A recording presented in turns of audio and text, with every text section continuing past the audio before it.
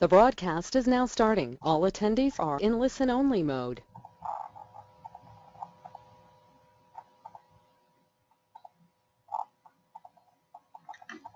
Good morning, good afternoon, everybody. We'll get started in just a minute here. I just want to wait a bit, just make sure everyone can get signed on okay.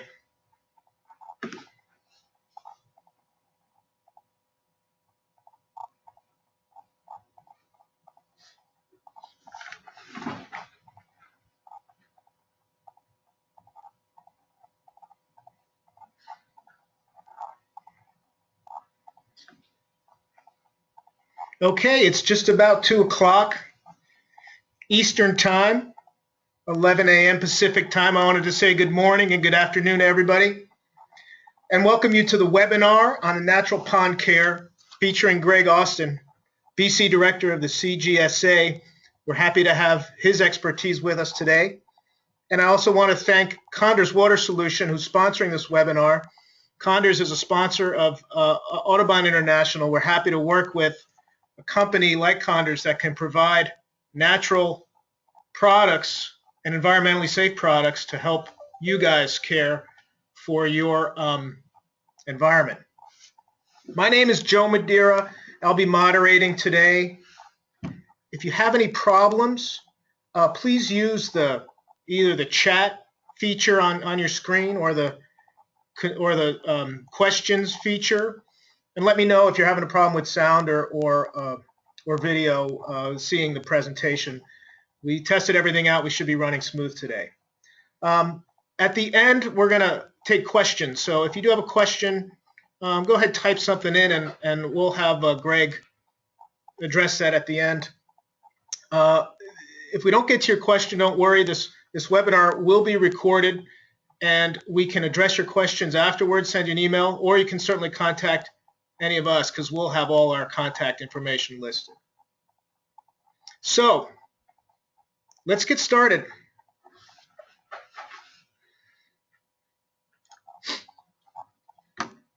As I mentioned, I'm from Audubon International.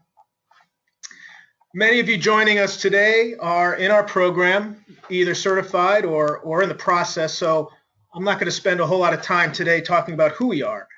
But if you want to know more about what we do in our programs to help superintendents with their environmental practices, feel free to either give me a call. You can contact me at joe@audubоninternational.org, or certainly give me a call. You can find our contact information on our website, which is www.audubоninternational.org. Also, we'll be at the GIS in San Diego. We have a booth. We're going to have a booth set up. So if you're there in San Diego, please stop in. We're going to have we've partnered to have some live bird demonstrations, some raptors, so you can also get up close to a kestrel or a golden eagle. And we're going to talk a little bit about ways to control rodents on your property. But also, you know, because we deal with the environment and your habitat, water is exceedingly important. I imagine you're joining us today because A, you're maintaining water on your property, and B, you're interested in solutions that involve a natural or less caustic way to keep your ponds clear. Over the past year, as many of you know on this webinar, water quality and conservation has become paramount across communities, industries, and properties, both commercial and residential. In addition, health is a huge concern these days, and whether it's health of your property, health of your pond, health of your workers, health of your members, this is something that we're concerned about, and I think that with the way that we work in caring for the environment and trying to reduce chemicals and improve water, improve habitat, we all strive towards being more healthy. So these are just some thoughts as we go into this important webinar. And without further ado, I'm going to introduce Greg Austin, who's going to take over the program and talk about natural pond care. Greg, are you on? Yeah, before we do that, I'd just like to thank everybody. My name's Doug Hicks from Condors Water Solutions. I'm the president and CEO of the company. We've been around for almost 30 years now. We've got about 100,000 customers worldwide, almost in every region of the world. And I'm proud to say we've always used natural products to take care of the folks' water. Our customer base consists of a number of different groups.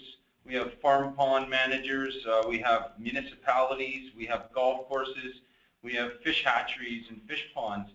So I'm proud to say again that our products are all natural, safe for humans, pets, animals, fish, and that's something that's extremely paramount to us as a company. You guys are applicators out in the marketplace. You want to make sure that you have something that you're working with that's safe and at the same time safe for the habitat and the environment. So once again, we're proud to be a partner with Audubon International. We've done so for the last several years, and we're proud to be a contributor to what we believe is the future in pond care management and just the environment. And frankly, the last thing I'd like to say is this is not, and you are not unique in your trending and your interest in this whole market and category. We're seeing this from bottom up. We're seeing this from the consumer market. We work with companies like Tractor Supply Company in the U.S., in Canada, and what we're seeing is sales for our retail brand of our products, they're increasing by about 50% a year in sales. So this is something that we're seeing not only in your industry, but across the board, and I'm happy and excited to see that because at the end of the day, it's all about the environment and our planet and our next generation. So without further ado, I'd like to present to you Greg Austin. Greg, take it away. Thanks, Doug, and thanks everybody for joining us here today. My name is Greg Austin. I've been in the golf industry for 25 years. The last 15 years as a golf course superintendent, with an additional 10 years in that time consulting to different golf courses across Western Canada. 2 of the 8 golf courses I've been at in the last 25 years have been program for golf course certified. One of them was Prettis Greens Golf and Country Club in 1999. And I'm currently working with the Salmon Arm Golf Club as their IPM and environmental specialist. So part of the certification program is managing the water on our properties and utilizing the resources that Audubon provides us to best enhance the ecology and environment on our golf courses. Next slide, please.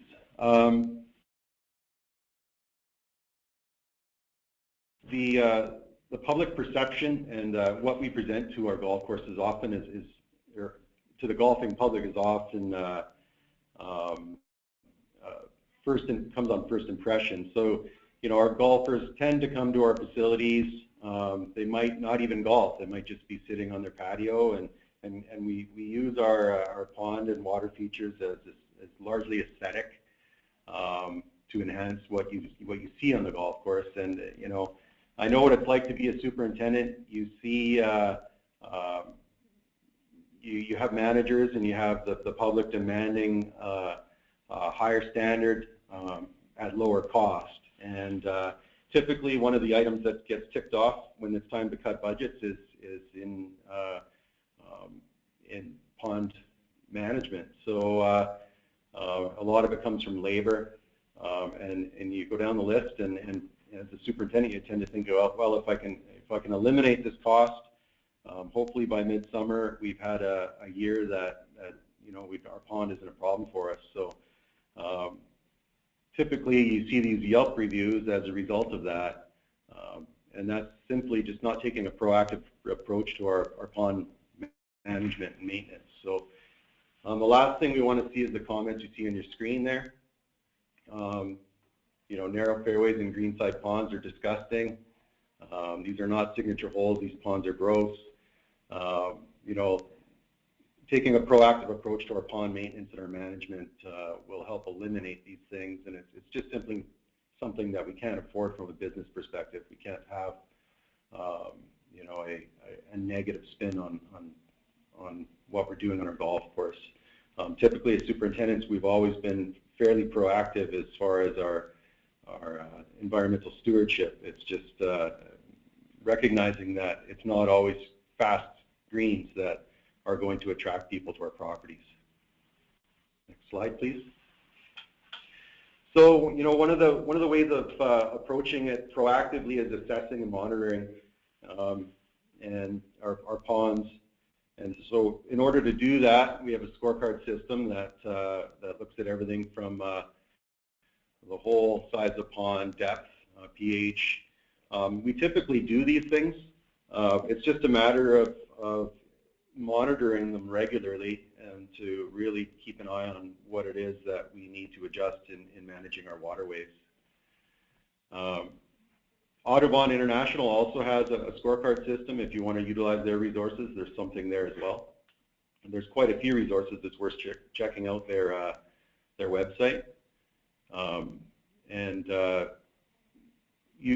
When you monitor and track the condition of your ponds, over time it becomes more clear, what's working, what isn't. It's really not all that different than managing our root zones or our greens or our turf. We monitor, we evaluate, and the scorecard system is a good way of doing that proactively. Next slide, please. So typical pond problems. You can see on the left and on the right.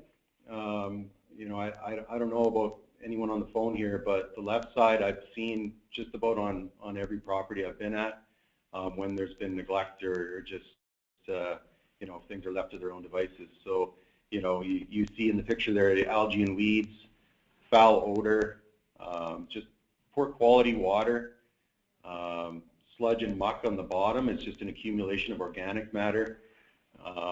And then as a result of that, you have decreased wildlife due to poor water quality. As your water is healthy, so too is your environment, attracting flora and fauna that benefit the ecosystem of your golf course. So these slides or these pictures are actually a golf course that I managed. The slide on the left, this was actually this year. I was new to a property, and I didn't have anything to go off of other than when I started there in January. I kind of evaluated the pond by measuring the pond circumference or area through Google Earth, and I stood on the shore when it was frozen, and I thought, this pond looks shallow. So I estimated to be about 6, 7, 8 feet deep because I didn't think I'd be able to walk across it and stay above water. And by the first week or middle of June, that's what you see is on the left-hand side there.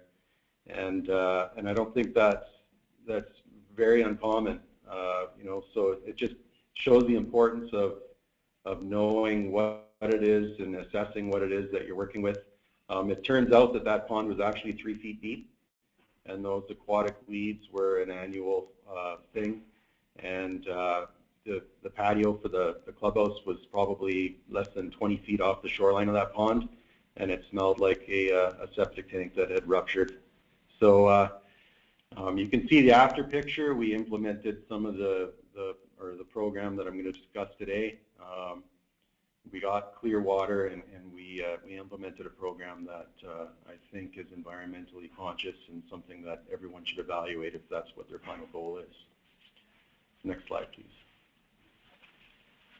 So what causes these problems? It's nutrient pollution, one of America's most widespread, costly, and challenging environmental problems, says the Environmental Protection Agency. So, we all know that as development happens, as our populations increase, as more asphalt is put down, more storm drains developed, our water picks up everything that goes on those hard surfaces, and it gets carried into the water system and carries through the water cycle. Many of our golf courses pick up that water. I was at a golf course that had the Ministry of Fisheries come into our property and measure because they were suspicious that we were downloading polluted water into a fish ecosystem, and we tested positive for pesticides, and I was able to provide them with documentation that the pesticides we tested positive for did not come from our golf course. They came from a storm drain above us on the highway. So we were able to, number one, we do receive, and number two, we effectively treat that water by irrigating with it and providing a ecologically responsible way of filtering the water through our turf system. So, you know, as much as golf courses get a bad rap for being polluters, we're effectively helping to clean our waters, and by managing our water in a more responsible way and getting that word out, we'll show that we're actually benefiting the environment for everyone. Going back to the nutrient pollution here, you know, it comes from our wastewater, sewage, fossil fuels. Like I said, everything that runs off of those hard surfaces that typically aren't natural. We do have the potential on our properties to contaminate our water as well through chemicals or through fertilizers, and yeah, so we do plan to implement barriers or buffers to prevent that. Next slide, please. So traditional pond care products of nutrient pollution. You know, like I said, I've been in this business for 25 years. You know, throughout my time, I've been fortunate enough to work at golf courses that implemented environmentally responsible practices. That being said, you know, 20 years ago, the practices aren't what they are now. We didn't have the knowledge or the education level that we do now. So, you know, a lot of those old ways of treating ponds and waterways are still being implemented on some properties. So, you know, when we talk about you know, tossing a bale of hay in the barley straw in the pond and possibly applying an aquatic herbicide, you know, I've been that guy. I've done that, and it might have been a long time ago, but I've discovered, and through education and just through technology and changes in the way we approach the environment, that there are more responsible, environmentally practical ways that won't require us to do those practices anymore. Next, please. So natural pond care treats ponds problems at its source. You know, we typically implement what you see in this slide here, this picture, and this is endorsed and promoted by Audubon as well. You know, we look at our riparian zones that are home to lots of living creatures. That'd be the buffer you see in that picture. We strive for a 3-meter buffer. You know, I don't know, that in the States that's probably roughly 30 feet, I'm guessing, or somewhere 20 to 25 feet. What you see in that picture is it provides longer naturalized areas that border our water to provide a filter from runoff or from any pollutants, say your fertilizer applications, chemical applications. You know, we put fertilizer on the ground. It gets on the ground pretty quickly. Just when you think it's safe and everything's fine, and the irrigation head sticks on, and that is a potential pollutant. If it gets into your buffer zone, will help prevent that. It also is you know, it's residence to lots of wildlife. You know, you have numerous mammals, amphibious creatures, birds will live in that, and all of that brings balance to your water system. Greg, I'll just jump in here for a minute too. The other thing a buffer affords is, so when you're clipping your grass, you're not getting too close. One of the things we found is that a lot of courses that cut near the water, when the grass clippings that get in the water are really a big problem. And I think that some of the buffer areas that we actually ask for in our program, which doesn't include the whole pond, but just a percentage, you know, one of the things we're trying to do is get superintendents to try to avoid getting those grass clippings in the pond, which I'm sure many of you know.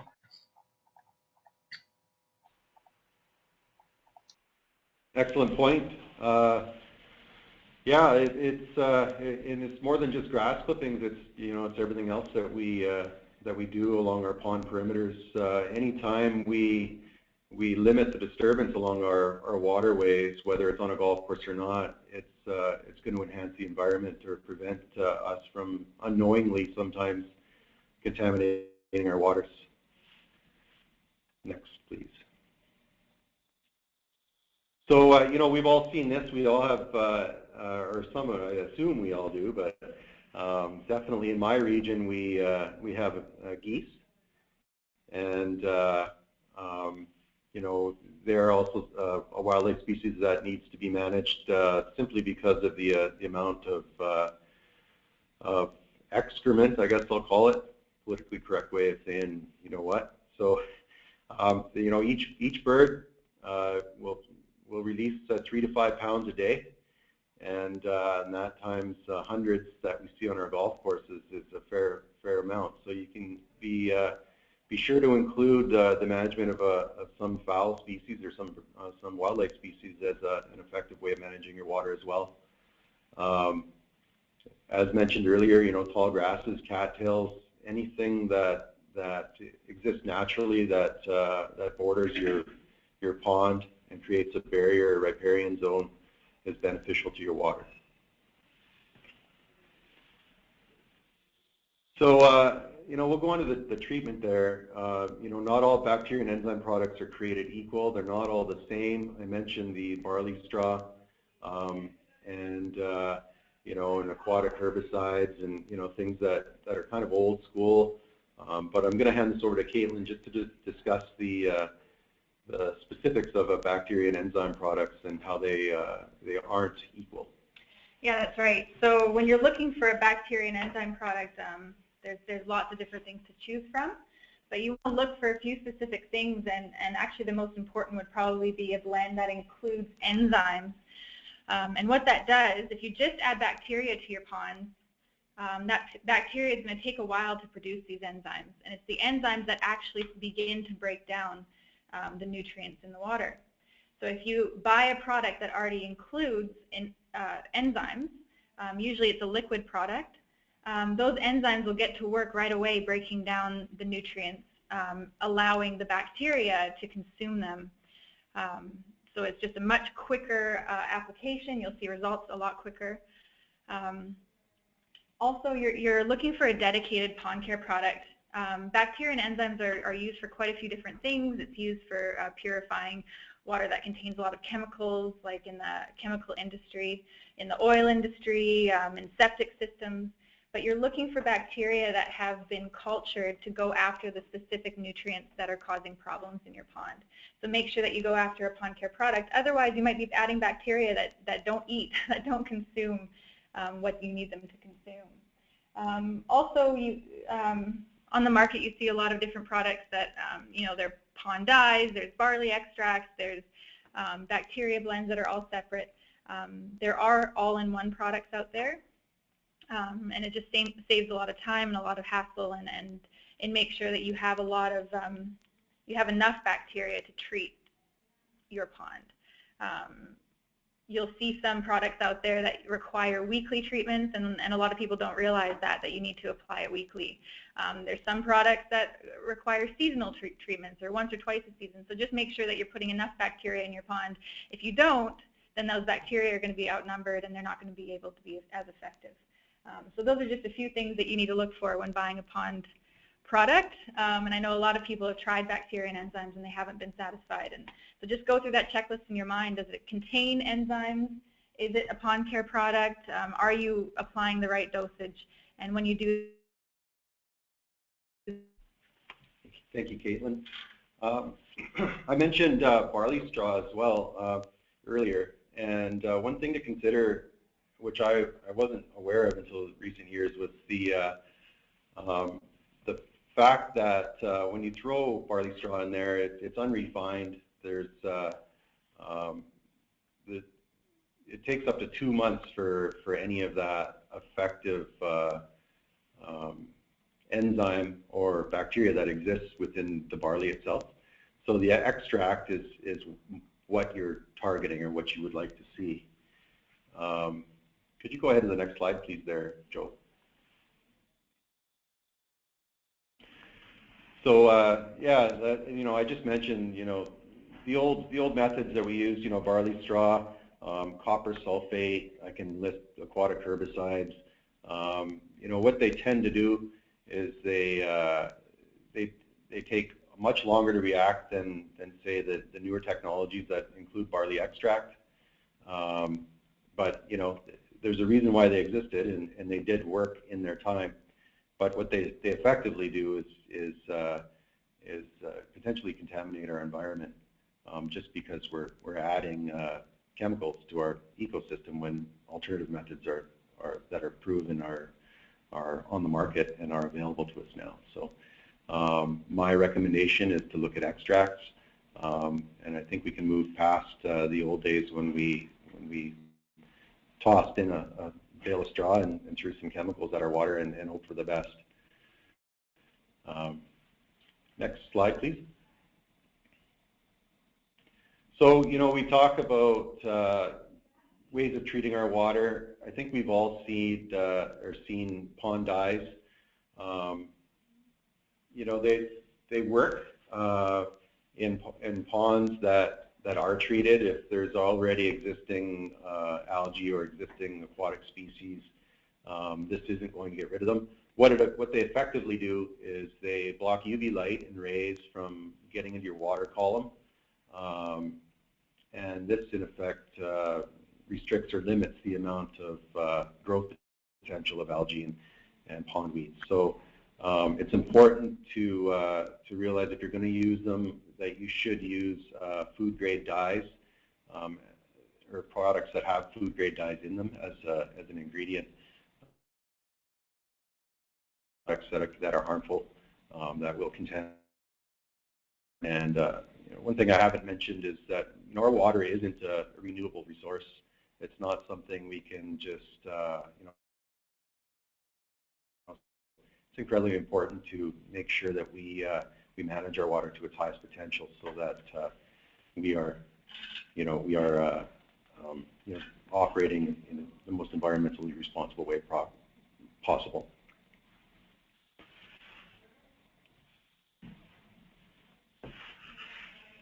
I'm just going to jump in here because you mentioned that pond dyes, the food dye, was safe, but we didn't mention that bacteria and enzymes have a lot of benefit over some of the chemical applications, and that includes being safe for people. Can you just elaborate a little bit on that?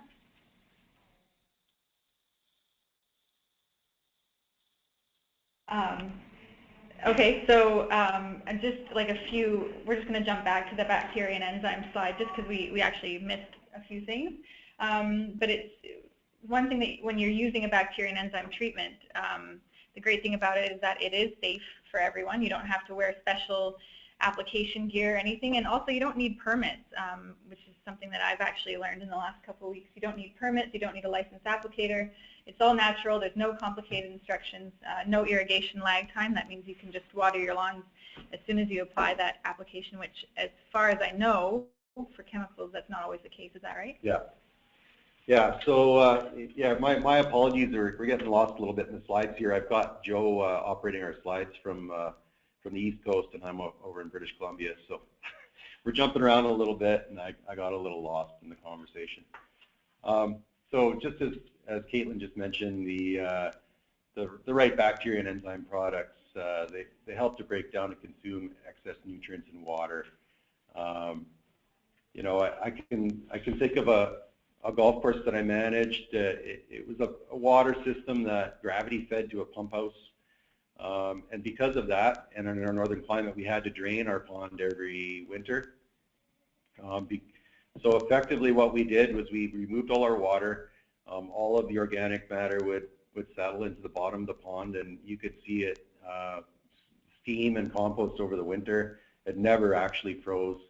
And then we'd add water in the spring when it was time to irrigate again, and it just created you know, a constant organic matter accumulation on the pond bottom, and you know, that's kind of an extreme example, but effectively, if we aren't managing the organic matter accumulation in our pond bottoms, that is what's happening in our waterways, and without adding any type of bacteria and enzymes to the water system, you know, it's effectively accumulating organic matter at our pond bottom, which in turn feeds our weeds and algae, and it's just a constant cycle. One of our biggest costs in managing this is labor, and if we just don't have a proactive three-step program where we're aerating, where we're adding a bacteria enzyme product to break down organic matter, and even mechanically removing what is there, we are spending a lot more money on labor just to go and midsummer, when we've neglected to have a proactive approach, just to go out and remove this stuff costs far more in the end than taking a proactive approach. So I guess we'll move ahead to the slide that talks about aeration. It has treat up at the top. So you oxygen through aeration in the pond. We used to, you know, I say a lot of golf courses still do this. We'll typically install fountains. Our golfers like to see them. They're pretty to look at. They do add oxygen to the water, but they add oxygen to the water surface. This provides, because it disrupts the water surface. You know, it might help disrupt the life cycles of mosquitoes, mosquito larvae, but it doesn't effectively manage our organic matter that is accumulating at the pond bottom. So, so you want to introduce oxygen into your pond. It helps add aerobic bacteria to the water column in our pond systems, which aids in breakdown of nutrients. It helps to keep algae and weeds limited, prevents stagnation.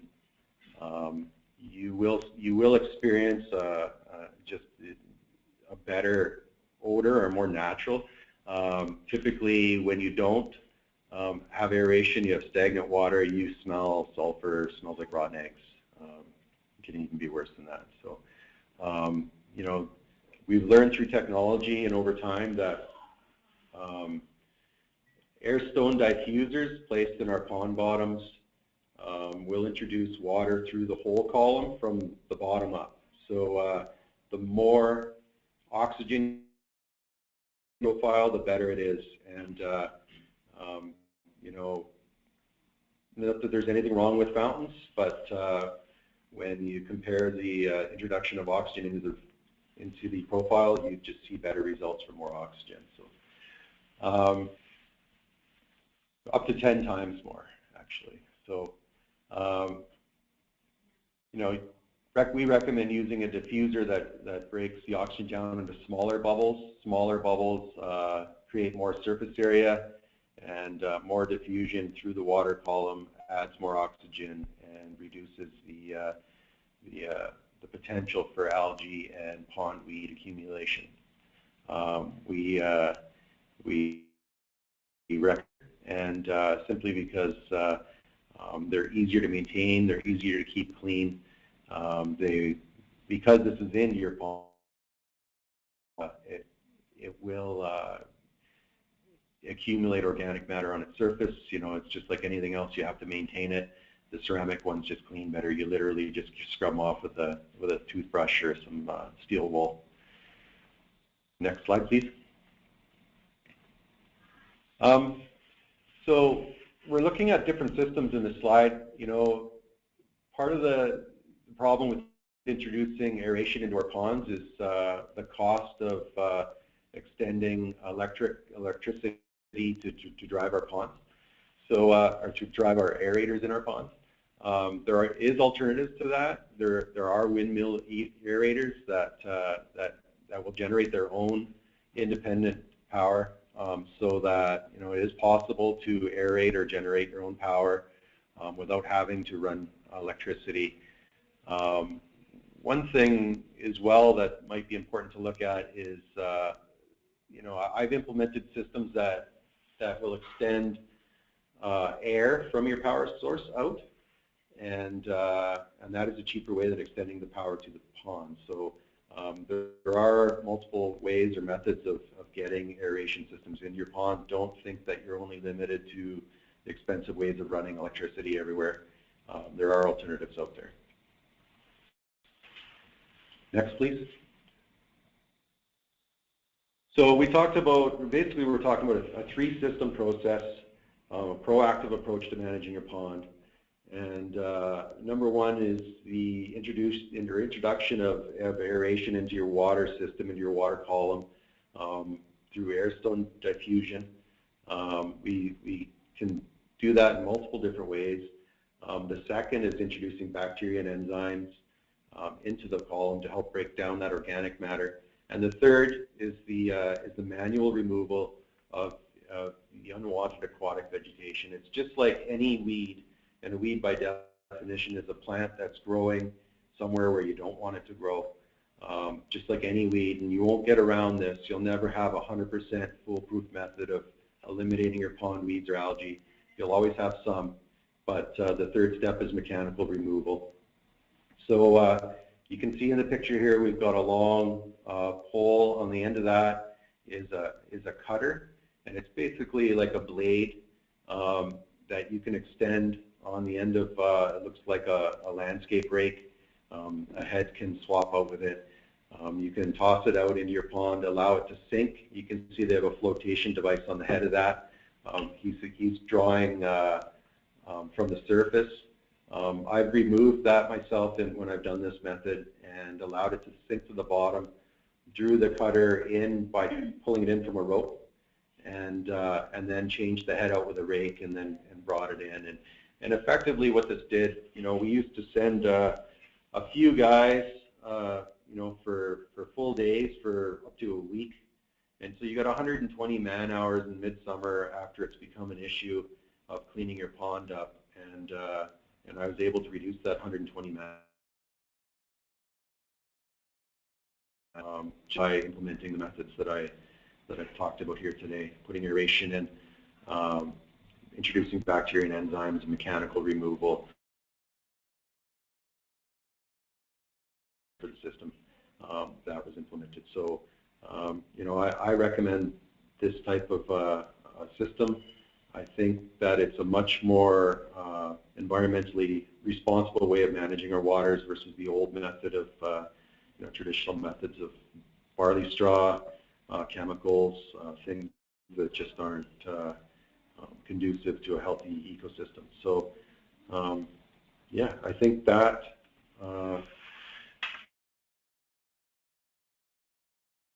there concludes. I'll just hand it over to Caitlin for some closing comments and if there are any questions.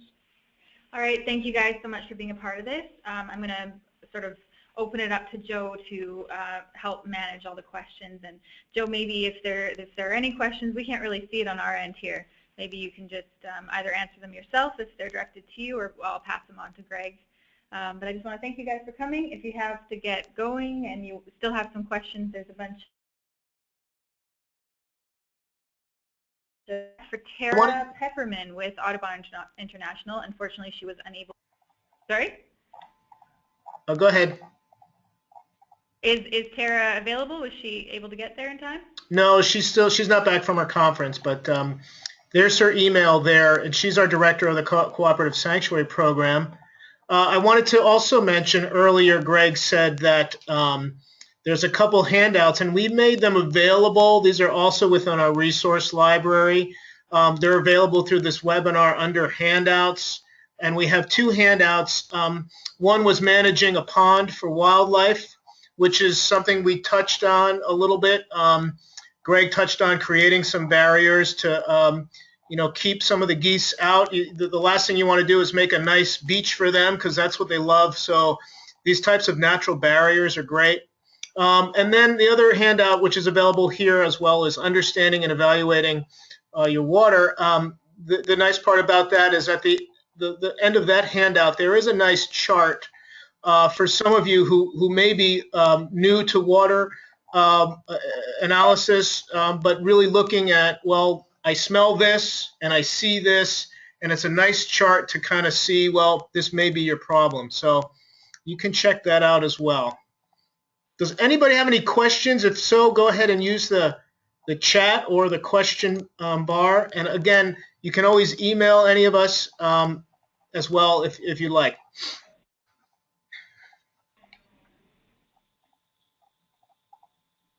Maybe we'll just wait a minute, and if anyone has any questions, we can let them type it in. Otherwise, just write down. I know some of you have been speaking to some of the reps here at Nature's Pond, so there's a bunch of contact information there, and they're all qualified to help you with your pond, so don't hesitate to send questions their way. All right, I have a question here, and unfortunately, Tara, our scientist, isn't here with us today, but maybe, Greg, you might know. It's a question that asks, where does potassium permanganate fall in the scale of environmental toxicity? Greg? Sorry, it was potassium. Can you repeat that? Permanganate, Permanganate.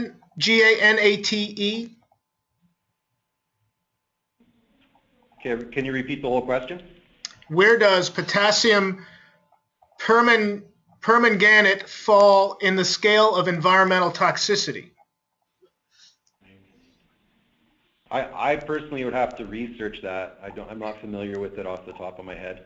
Yeah, and again, I apologize to this person who's asking this, and we don't have our scientist with us today, but she can get back to you on that, and we can blast that out as well. Yeah, I think if there's any questions, it's great to bring them forward now, and if we don't have the answers, we'll be sure to get back to you with the answer. I could wing it, but I'm out of my league with that question. Okay. How about this one, Greg? I have another one. It's about natural duckweed control options. Yeah, my own personal experience, once I added aeration, it really wasn't, it really took a lot of the work out. I mean, we still mechanically removed it, but we eliminated our duckweed just through adding aeration into our water profile. And that one slide in the picture that is near the beginning, the before and after, we had a duckweed problem. And what we did in that one scenario with that one slide there, we aerated and treated half the pond. So it's the same water body, but we split the pond in half and didn't treat half. And it was 3 acres in area. We treated 1.5 acres on the clubhouse end, didn't treat the far end, and thought, we'll add on later if we have success, because this was a new system to me. I was skeptical that managing water without the use of a herbicide was going to be effective. But it was so effective that I can't see managing it any other way. Duckweed was in that pond, and I don't see it there now, even in the unaffected area. So, I think a lot of that is just using a pool skimmer, taking what you see off the surface. You have to be diligent with it.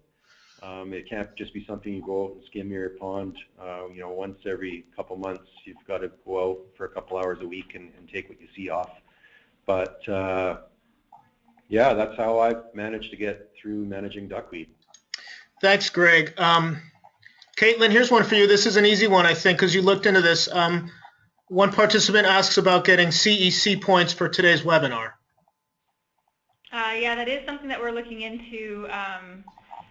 Yeah, we're looking into several different ways of getting crediting, and I don't have an answer quite yet, but there is a possibility that we can have credit for this current webinar, or that we will hold a similar, maybe slightly expanded webinar with a little bit more information, especially maybe on some of those, like the toxicity of different elements and stuff like that, and that will be available for crediting. So stay tuned. I'll shoot an email out as soon as I know to everybody. All right, let's try to take one more here.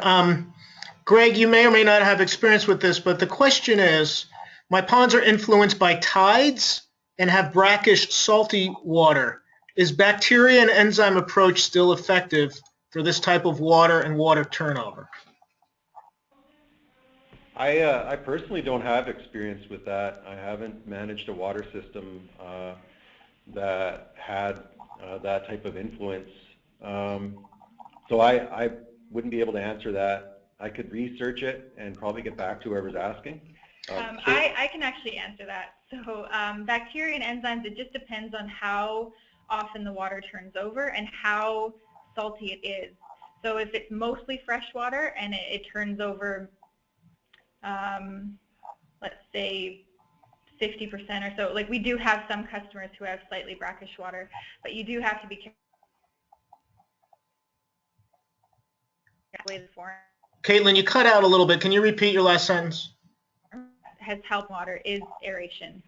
So aeration is always effective no matter what type of water it is. But with the salinity, you'll see less effectiveness definitely with the added salt. Great, thank you. Does that answer your question?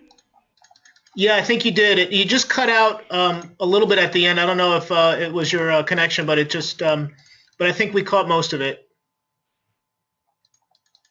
Okay. Greg, talk a little bit, one last question here, about how a buffer zone prevents runoff. Well, you know, I use the example of, you know, spring runoff. In my region, you know, we have snow, and in the spring, our turf is pretty much a worn down mat. So surface runoff is quite important during snow runoff, snow melt.